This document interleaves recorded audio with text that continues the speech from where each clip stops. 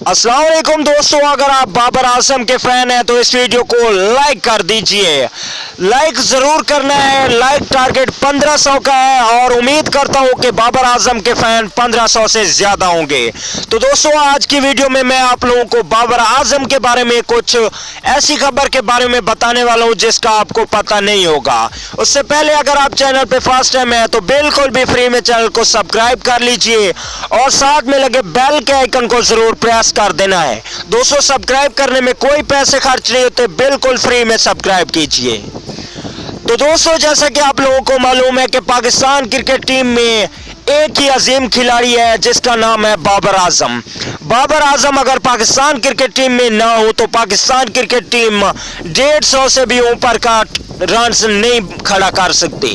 तो दोस्तों, लोग बाबर आजम के बारे में भी ऐसी ऐसी बातें कर रहे हैं जिनका आप लोगों को शायद पता ही नहीं है। बीच में आप लोगों ने सुना होगा कि बाबर आजम ने इंग्लैंड के खिलाफ जो सेंचुरी स्कोर की थी उस पर भी रमीज राजा साहब ने काफ़ी बातें की थी। तो दोस्तों, उसके नीचे लोग भी कमेंट कर रहे थे कि बाबर आजम अपने लिए खेलते हैं। अगर इस तरह चलता रहा, हम पाकिस्तान के लोग ही बाबर आजम के बारे में बुरा भला बोलना शुरू कर दिया तो बाबर आजम पर पाबंदी लगने का खदशा हो सकता है।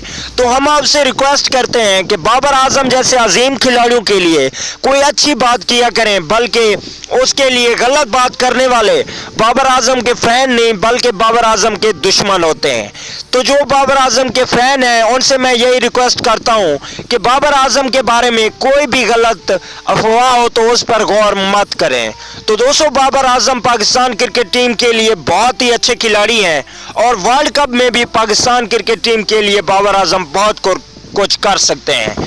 तो हम उम्मीद करते हैं कि आप लोग पाकिस्तान क्रिकेट टीम के लिए सिर्फ दुआ करेंगे। जितने भी खिलाड़ी अब वर्ल्ड कप का हिस्सा हैं वो जिस वजह से भी पाकिस्तानी टीम का हिस्सा हैं, लेकिन अब वो हमारे लिए बैसे फ़ख्र हैं और हम उनके साथ हैं। दोस्तों, वीडियो अच्छी लगे तो लाइक कर दीजिए। अगली वीडियो तक के लिए इजाज़त दीजिए। अल्लाह निगहबान।